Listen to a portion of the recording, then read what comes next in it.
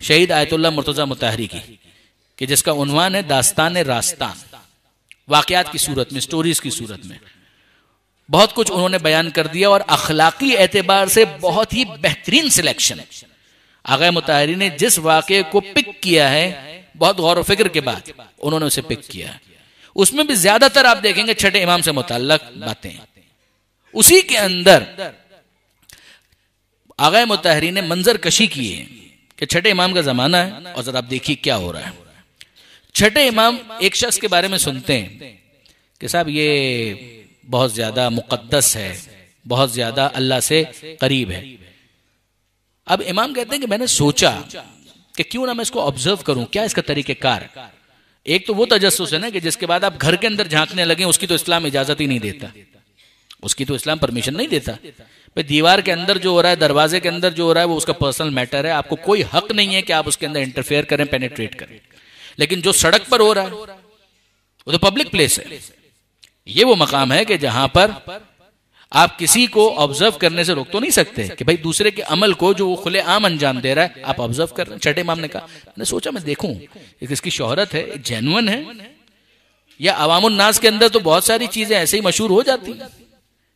तो इमाम ने कहा मैंने सोचा कि मैं जरा देखूं। इमाम ने देखा, अब क्या था, इमाम ने कहा कि भाई पहली चीज तो हमने ये देखी, ये इमाम खुद बाद में बयान कर रहे हैं कि पहली चीज तो मैंने ये देखी कि वो साहब जो बहुत मुकद्दस थे, मशहूर थे, वो एक नानबाई के पास खड़े हुए, नानबाई रोटी बनाने वाला तंदूर, और वहां पर उसने गुफ्तगू की। जैसे ही उस दुकानदार की नजर चूकी, इसने 2 रोटियां अपनी अबा के अंदर छुपा ली। शोहरत, ये शख्स बड़ा मुकद्दस है, बड़ा अल्लाह वाला है, क्या कहना है इसका, और काम क्या है, 2 रोटी उसने छुपा ली। इमाम कहते हैं कि मैंने सोचा कि शायद ये बाद में पेमेंट करने का इरादा रखता हो, या हो सकता है पहले से उसने एडवांस में पेमेंट कर दी हो।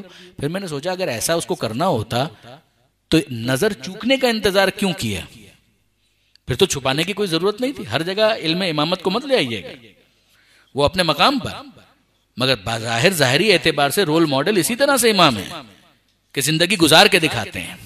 अब इमाम ने कहा कि फिर उसके बाद वो आगे बढ़ा, मैं भी उसको फॉलो कर रहा था।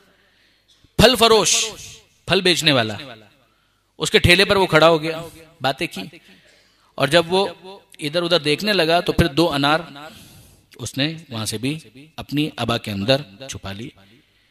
कहा इससे ज्यादा हैरत मुझे उस वक्त हुई कि जब आगे एक बीमार के पास वो रुका, उसकी अयादत की, और 2 रोटियां भी उसको दे दी और 2 फल भी उसको दे दी।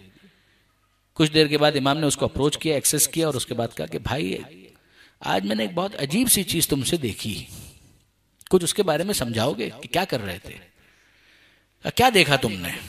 अब वो मुकद्दस छठे इमाम से कह रहे हैं, यहाँ क्या देखा तुमने। कहा कि मैंने ये देखा कि तुमने पहले 2 रोटियां चुराई, फिर उसके बाद 2 अनार चुराए, और फिर उसके बाद तुमने वो रोटियां और अनार दोनों के दोनों एक बीमार की अयादत करते हुए उसके हवाले कर दिए। तंजिया मुस्कुराहट उस मुकद्दस शख्स के चेहरे पर आ गई। तंजिया मुस्कुराहट, कौन हो तुम, जाफर हो। कहा कि हाँ। नस्ल रसूल से हो। कि हाँ। का अफसोस, नस्ल रसूल से हो मगर उसके बाद भी तुम समझ ना पाए कि मैंने क्या किया। इमाम कहता है अच्छा तुम समझा दो कि तुमने क्या किया।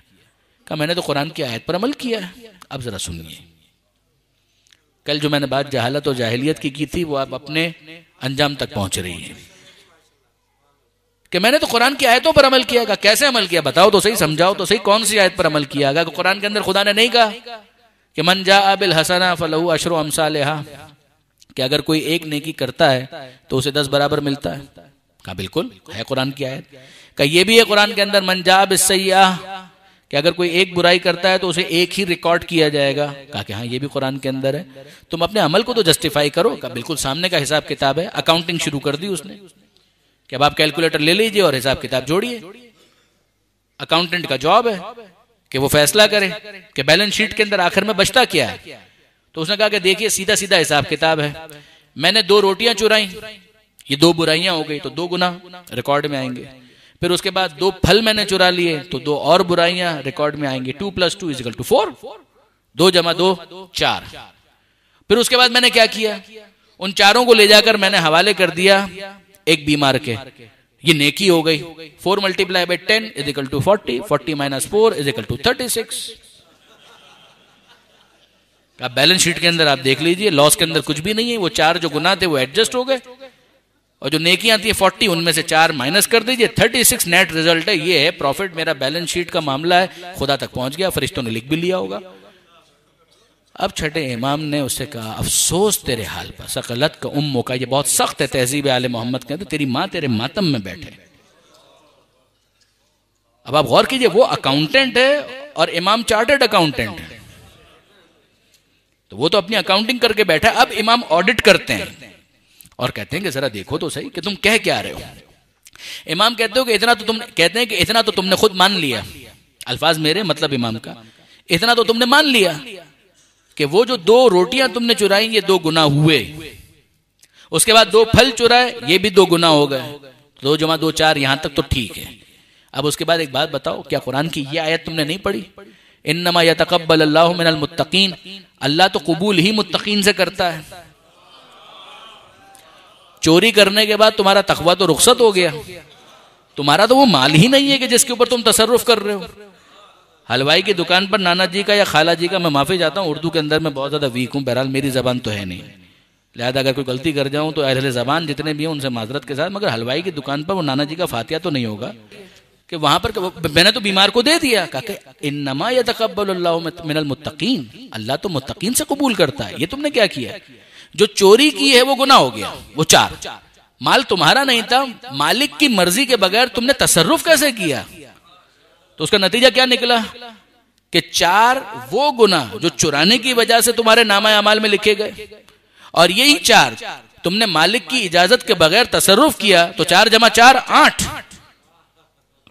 ये कुल गुनाह तुम्हारी बैलेंस शीट के अंदर है और कोई सवाब तुम्हारे नामा अमाल के अंदर मौजूद नहीं है।